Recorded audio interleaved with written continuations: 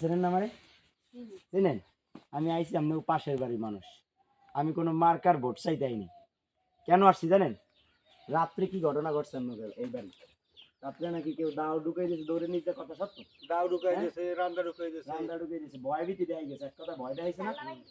এখন আমি আসছি যে কোনো ভয় পাওয়ার কোনো কারণ নাই। আমার উপরে এমনি তো বিভিন্ন কাজে আস্থা রাখেন না আমরা, কি রাখেন কিনা কথা কইেন। তাই এই জায়গায় আমনের ভোট আমনে দিতে যাইবেন, যারে আমনের পছন্দ সেখানে ভোট দিয়ে আসবেন, কোনো সমস্যা নাই। কোনো যদি সমস্যা হয়, কোনো যদি ঝামেলা হয়, রাত্রে যে শুনছি ঘটনা আমাদের বললে আমরা থানা লোক পাঠাইতাম, কিন্তু আপনারা এই যে ভয় পাইছেন, তাই এই ভয় পাওয়ার কোনো কারণ নেই। কোনো ভয় ভীতি কাউকে কি ভয় দেখাই গেছে, এরপর যদি কোনো ঘটনা ঘটে আপনি আমারে জানাইবেন, আমরা আইনের ব্যবস্থা নেওয়া হবে। কিন্তু আপনার যারে খুশি, যেখানে আপনার যেই মার্কা পছন্দ সেই মার্কায় ভোট দিয়ে গেল। এদিকে একটু ক্লোজ হও, কি হয়েছে একটা থেকে শুনুন। রাত্রে কি হয়েছে কন? আপনার বাড়িতে কি কেরা করছে কওয়া লাগবে না, আপনি খালি কন কি বাড়ি হয়েছে কেন? রাত্রে বলে ওই রান্দাম ঘরে ঢুকে দুয়ার নিচ দিয়ে দেখাইছে, ইয়া দা দেখাই গেছে। হ্যাঁ ঘরে দেই গেছে আবার বলাই ওই তো ভয় দিয়ে মাগি ভোট ঘোড়ায় মাত্রায় দেয়। আপনি বলেন তো কি হয়েছে ভালো করে। আমি ভাই অত দূর খাই দিল না, আমরা রাতে ঘুমাইছি। আচ্ছা তাই যাই হোক, ভাই আমি ডাড়াই করছি মানে হেঁটে শুনছি। দাঁড়াই করে গেছে আমরা গুড়ে। অথচ এই 2-3 দিনে আমাদের কোনো ভোট চাওয়ারও নিয়ম নাই, জানেন? ভোট চাওয়ারও কোনো নিয়ম নাই। আপনি ছিলেন এখানে?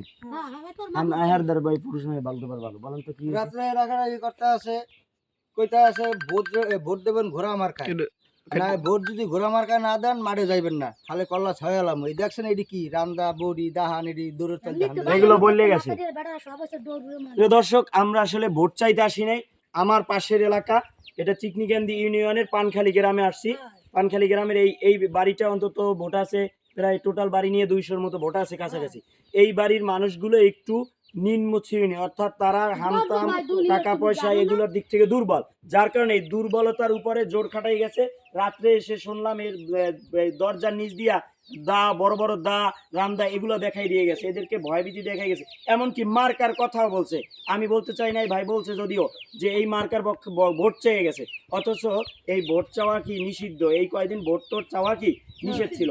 সেই জায়গা থেকে চিন্তা করেন যে আসলে এই আমি এদেরকে আসছি আশ্বাস দিতে যে আপনার যাকে খুশি তাকে ভোট দিয়ে আসবেন, কোনো ভয় পাওয়ার কারণ নাই, কাউকে ভয় পাইবেন না। যদি কোনো সমস্যা হয় আমার নাম্বার তাম্মগ এলাকায় সবার দাঁড়িয়ে আছে, আমাকে জানাইবেন। আমি থানা লাগুক পুলিশ লাগুক আমার কাছে সেনাবাহিনী পাঠানো লাগে পাঠাবো, কোনো ভয় পাইবেন না। যেখানে খুশি যেখানে মন চায় সেখানে ভোট দিয়ে আসবেন, ঠিক আছে? আমাকে ওই যে রাত্রে ভয় দিয়ে গেছে আমাকে জানাইলে আমরা এখানে আইনের লোক পাঠাইতাম, নিজের আসতাম না, ঠিক আছে? তাহলে ওই ভয় পাওয়ার কারণ নাই। সেই হ্যাঁ, আপনার যাকে খুশি যাকে মনে করেন যে যাকে দিয়ে আপনার এই এলাকায় শান্তি হবে তাকে আপনি ভোট দিয়ে আসবেন।